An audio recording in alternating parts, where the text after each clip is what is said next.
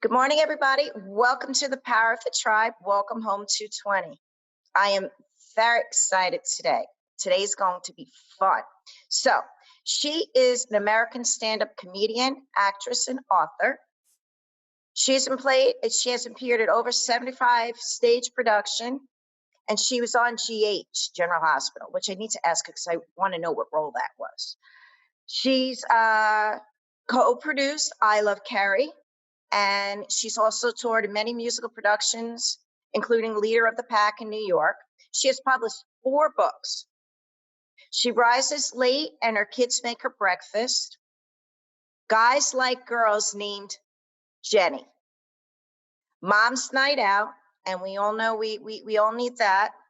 And her latest, Confessions of Proverb 32 Women. I am very, very, very honored, excited, and glad to have Kerri Pomarolli here today. Kerri, welcome. I feel so excited to be here, but I might slip into my New York accent if I keep talking to you because I'm obsessed with the way you talk. Like, I just want to talk like you. What accent? You're like, what accent? I have no idea what you are talking about. Like, no way. Forget about it.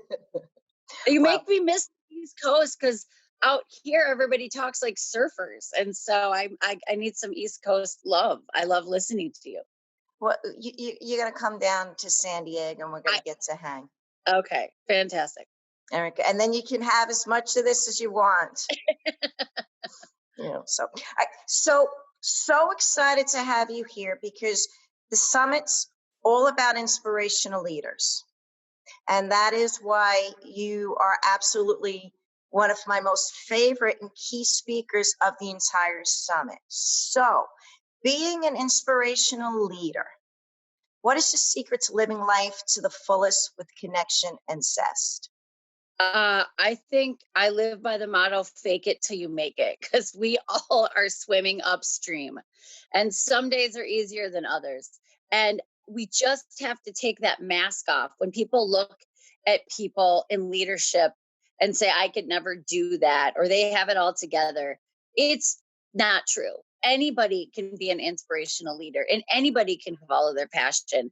I just think it's about you keep swimming, even when you don't know what you're doing and you don't know what your next step is. You keep going and you don't quit. Okay, so speaking of this, give us a little bit background. What's Kerri's story? Where did you come from? Okay, I am a Detroit girl, a Detroit Italian Catholic girl, but my mother is from deep South Alabama, so I'm like kind of a mutt mixed breed. And I went to college and I majored in musical theater, and I was always that kid that needed attention. You know what I mean? Like, I didn't make cheerleading, and I'm like, please put me in the school play. So I did theater, loved it my whole life. And my parents are very gracious to me. They let me go to New York. They let me go places I would not let my 16-year-old daughter go, but I got to travel internationally and I loved performing. And after I graduated University of Michigan, we literally loaded up a minivan and drove across the country. And my parents dropped me off in Los Angeles with a map with magic marker because we didn't have GPS. And I remember that moment when they walked away and I had tears streaming down my face. And I was like, this is a make or break time. 22 years old, didn't know anybody in LA, got 3 jobs immediately, got 3 jobs, 3 crap jobs, by the way. And just started swimming upstream. And yes, that is when I started auditioning like a mad woman. I would take any part. I was on General Hospital. I was on Port Charles. And I like to joke, I was Nurse Kathy, the mute nurse, because they kept cutting my storylines. And I would have to tell my mother, I'm mute. And then I was on Young and the Restless. But I really found my true passion in comedy. I love making people laugh. And so I was a part of a troupe called The Groundlings, which Will Ferrell and some Saturday Night Live people were there. And I loved making people laugh. And then I joined a troupe called Second City. And there's just a joy in making people laugh. I never thought I would want to do it on my own. But that turning point came about 8 years after I was in LA, when I felt compromised with the roles I was being offered as a female actress in LA. I did not want to do nude scenes. I remember my agent wanted me to do this movie. He's like, you should do it. It's with Charlie Sheen. You're gonna love him. And I was like, that was Right then and there. right. Dodged a bullet. But just to kind of wrap up, I really felt powerful when I was doing stand-up comedy because I took the bull by the horns of my own career, my own destiny. As an actress, you're waiting for people to call you. But as a writer, I started writing books and doing comedy. You can take control more so.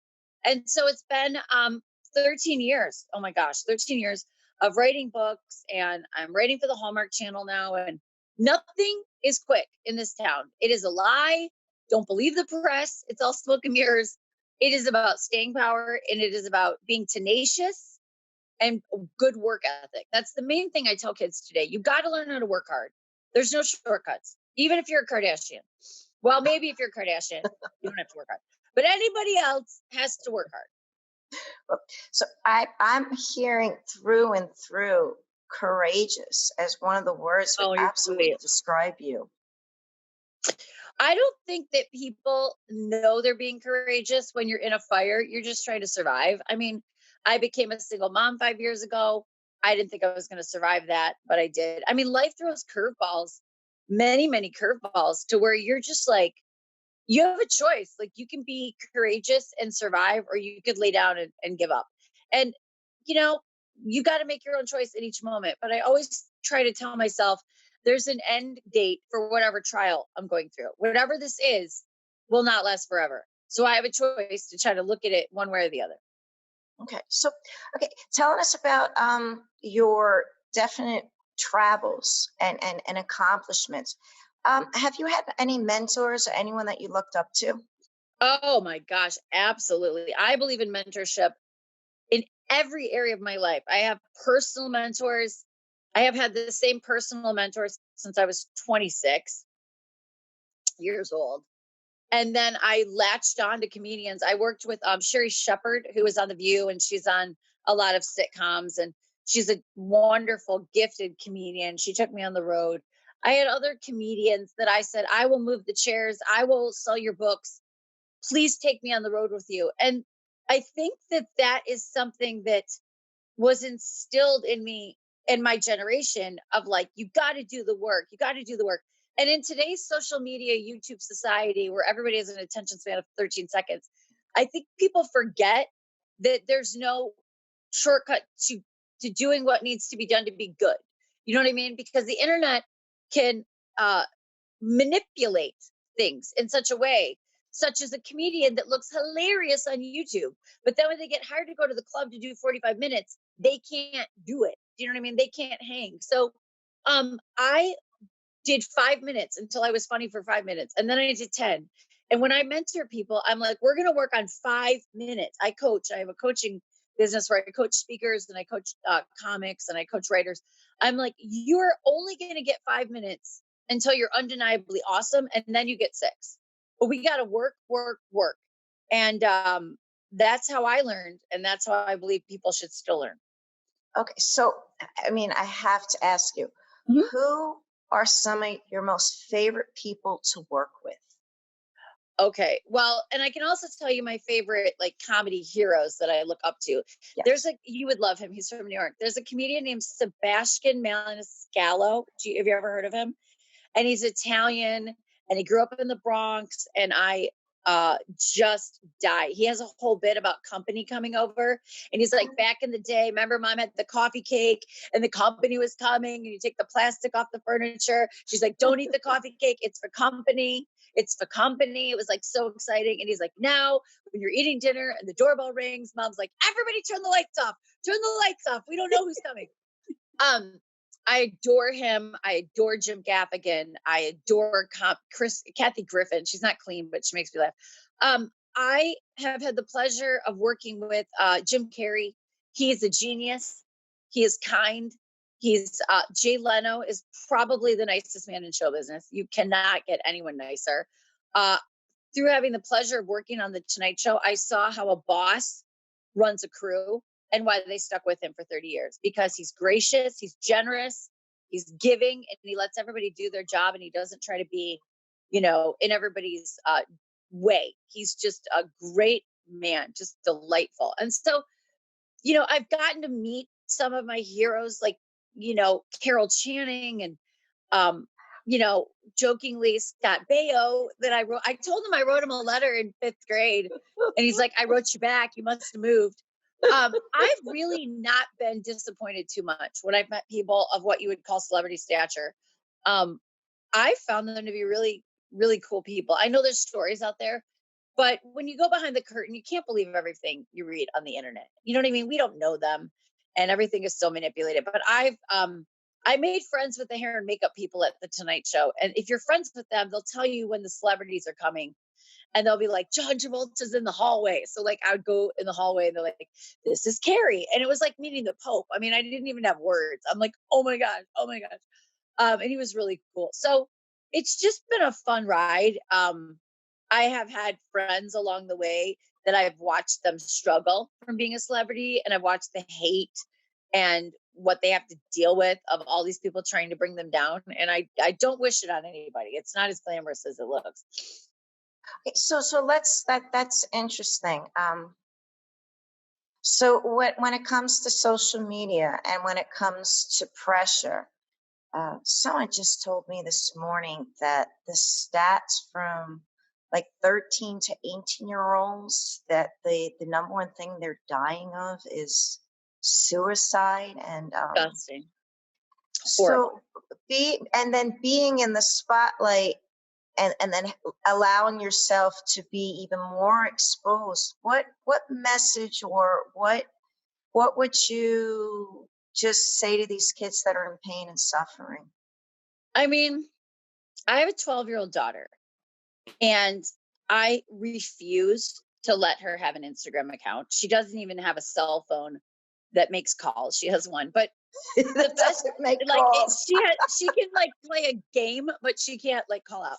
But I think that social media is so fake. If I could look every 13-year-old and be like, do you want me to show you what Photoshop looks like? You know what Snapchat is when you put a donkey ears on your face and you like make it up. Like this is so, but they're not going to listen. So the best thing I can do to my 12-year-old is have frank discussions. Like she's watching these two girls in her class get in a fight over Instagram, and then her name gets bring in. I go, do you understand how horrible this is and how catty this is? And I put a basketball in her hand. I go, you go play with the boys, because girls are drama. And so one of the things is I've tried is to be really blunt with my daughters as they grow up and be like, see that girl on Instagram, and she's a mean girl. You may not know she's a mean girl, but I know she's a mean girl. You need to watch out. Don't get too close, and just be kind. Like always be kind. But what I also would say to young professionals, young kids, anybody who's wanting to get into the business world, like comics will say, oh, I put my clips on YouTube. I just started comedy 6 months ago. I'm like, get it off YouTube. You don't want people searching your comedy from your first 6 months of your career. Everything that you do has a social media footprint. Every post you make, when I look to hire somebody, I will go check their personal Facebook. I will go check their personal Instagram. Everything you do has a social footprint. But I just don't think any of it is as real as people like to pretend it is. I think we all know. I think it's kind of funny. Like we're all in this game together, and we all know that it's contrived, and we all know that it's, and then sometimes somebody breaks that fourth wall and they'll post something that's really vulnerable. And I do it once in a while. And that's when I really appreciate social media. That's when I really appreciate people saying, okay, I really related to what my father was very, very sick last year. And I don't know why, but I was just like, there's thousands of people listening and we need prayers. It's really bad. And so many people wrote me touching stories and encouragement. And when my dad got better, it was a joy to share. So I don't think social media is all bad. I just think we need to know what we're dealing with. But the other thing too is that we need to have some more one-on-one and starting to really connect and remove that screen between us. Girl, these kids don't even know how to dial.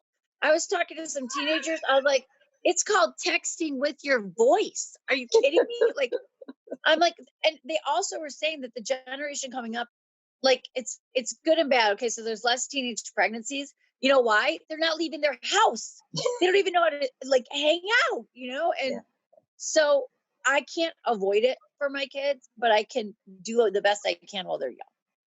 So I have to share, my daughter's 12 too. Yeah, That's you know what I'm talking about. It's that age. mhm. And don't you laugh at a 12-year-old because they used to be nice and cute and adorable. And I don't know what happened at 12, like all the hormones. And I'll just yell at her for no reason. She's like, what? I'll be like, it's your face. And she's like, what's wrong with my face? I'm like, I don't know, but you better fix it because I don't like what's happening with your face right now and your tone, and it's funny because they're growing up and she's almost my height and like we're buddies, but sometimes I just want to rip every hair out of her head one by one and lock her in a dungeon. Do you have a nice 12-year-old or does she have an attitude? She's really very, very sweet, but she's brilliant. Yeah, So that's also really dangerous. yeah, yeah. Well, my daughter has two parents that are comedians. So if you can imagine their mouth, like I walked in the house the other day and my 9-year-old was singing and I was feeling pretty good about myself. I lost a couple pounds, New Year's resolution. And I walk in the house and my 9-year-old goes, my mommy has a baby in her belly and it's big. My mommy has a baby in her belly and it's coming to play with me. And I'm like so mad at her for 2 days. And then her dad goes, Kerri, she wasn't singing that song to you. It was on YouTube and she was just singing along with the cartoon. I was like, well, she seemed like she was talking to me. But there's no shortage of laughter in my house, like for sure. Laughter is so important. Mm-hmm. So thank you for giving the generous gift that you do. So, okay, so it's 2020, new year, new decade. What's in store?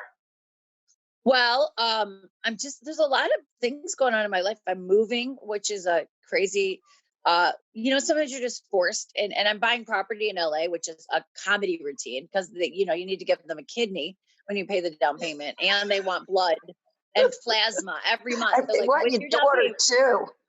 Oh my God. Right. They're like, and your firstborn, we need your firstborn. Mhm. And it's really funny in LA how every square foot of space is used for crazy reasons. Like nobody puts a car in a garage. I'm looking at the garage. I'm like, well, that could be the playroom. It's just insane.